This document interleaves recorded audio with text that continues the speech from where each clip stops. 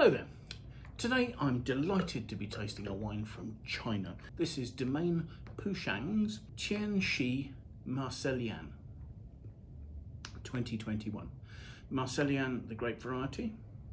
The wine is from Ningxia, which is up to the north of China, towards the Mongolian border. And within Ningxia, this is particularly from the Eastern Helan Mountains wine region.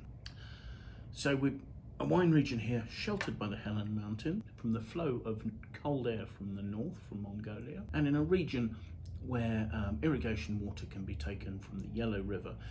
Essentially, the soils here are soils that have been laid down by the Yellow River. They're friable stone, sands and gravel deposited by the river. The estate's name Shang, I have to say, is a little beyond my Chinese to translate, but I'm told the Pu part of the name, Pu, is a reference to a traditional name for grapes in this part of the world. There's also some connection with Portugal, and I'm not sure what that is. I can't quite make it out from the notes that I've got. The brand name of this particular wine, Tian Shi, is a reference to astrology, with the idea that things happen at the right time, in the right weather condition, due to destiny, and as part of heaven's natural order. And if you take a look at the label here, you'll see the cycles of the moon broken up actually into 30 separate divisions there on the wheel. So there's an astrological theme to this brand, almost sort of, I would guess, along the lines of the idea of the biodynamic planting calendar, Maria Thun's planting calendar. The estate here for this region is relatively small. They've got about 239 acres, of which about 70 are under vine. They have their own winery there as well. So their annual grape harvest is about 40 tonnes. And although they grow Cabernet Sauvignon as well, they're establishing their reputation principally on this grape variety, Marselan. Marselan is a variety developed by the French breeding organisation INRA back in 1961.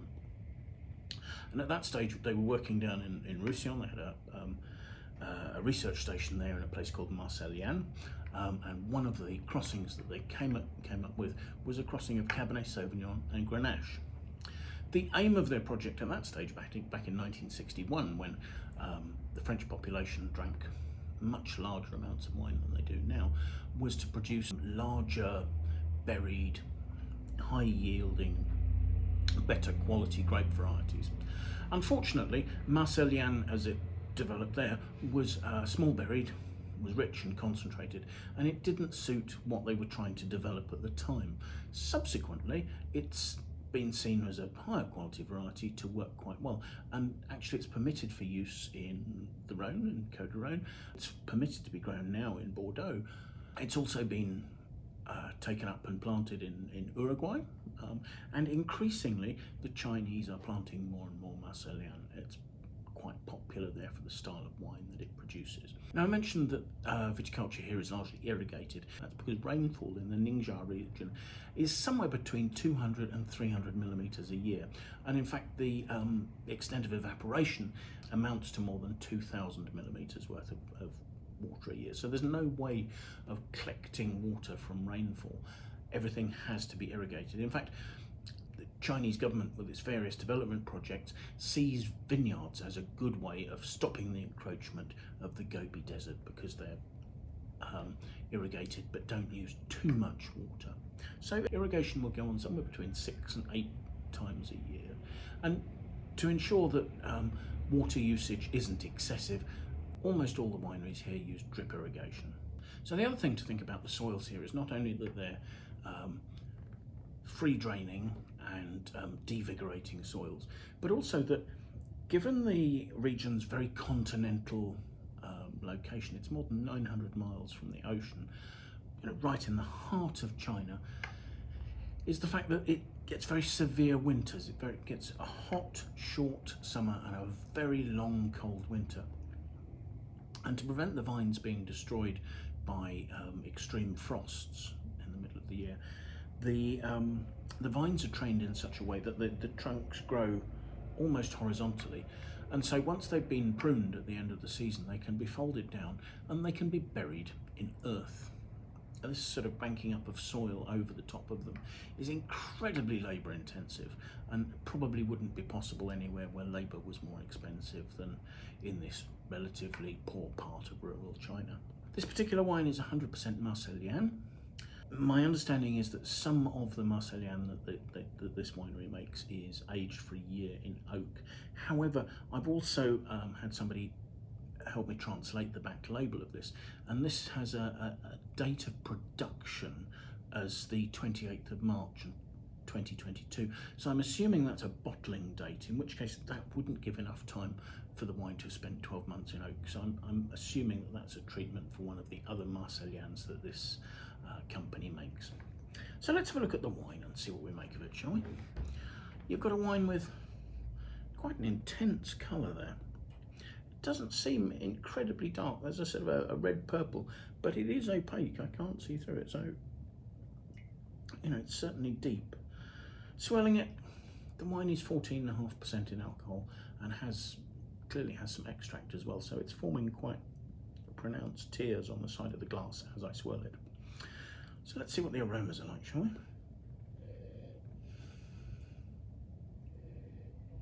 Smelling that, that's a heady compote of black and red fruits, almost a sort of a jammy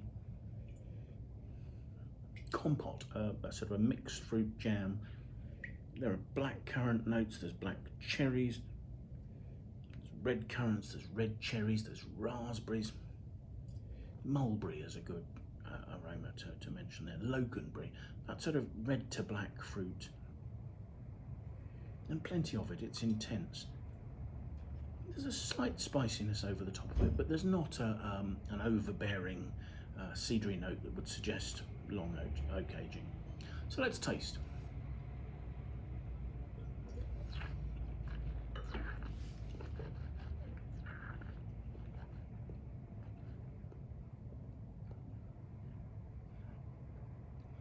The wine is rich, full, soft and heady. It's hedonistic.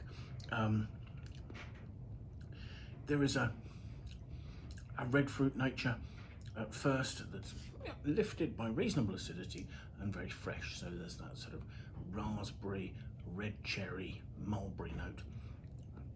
And then you get a real core, a black licorice there, a sort of an intensity, not a heaviness. I mean, this is smooth, the tannins are supple, the wine is medium to full bodied, and the 14.5% alcohol that we're talking about is rounding out the back palate there. And again, the licorice has a slight bitter note, slightly mouth-watering as well. So there's a little bit of sort of bite to the structure. The flavours are lasting nicely in that sort of rich, jammy, compote sort of way. And yes, there is just that sort of touch of bitter licorice on the finish there. So, Marselan, a grape variety that's a crossing of Grenache and Cabernet. So we are seeing both the sort of the juiciness and the richness and the opulence of Grenache, but with a little bit more sort of depth of colour and structure and backbone coming through from the sort of the Cabernet side of this variety's parentage. So a really interesting wine, made in a very modern, fruit-forward sort of style. Probably not a wine for long aging. I mean, it wouldn't hurt to leave it for 2 or 3 years, but not something I would think would need to age for 10 years or so, because the tannins are soft. There's a freshness to the fruit, and that's its chief attribute. So to ensure that you make the most of that, I think drinking this wine relatively young would do that. But like I say, it's a heady, hedonistic modern wine. I think very typical of the really good technical quality of a lot of the wines being made in and around Ningxia at the moment. During the COVID period, I didn't visit China for 4 years, but during that time, I feel their winemaking has really leapt forward in terms of the overall quality of wines. I've seen very few wines that have really displayed faults. Many of them are this sort of very rich, ripe, blockbusting, modern fruit-driven style that I think the Chinese market really quite enjoys. So I hope you found this interesting. Thank you very much for joining us. If you have enjoyed the video, do please like and share. If you want to sign up and follow us on YouTube, that would be great. And if you have any comments, we'd love to see them below in the comments box. Thank you so much, and do see if you can join us again for another tasting really soon, won't you? Bye now.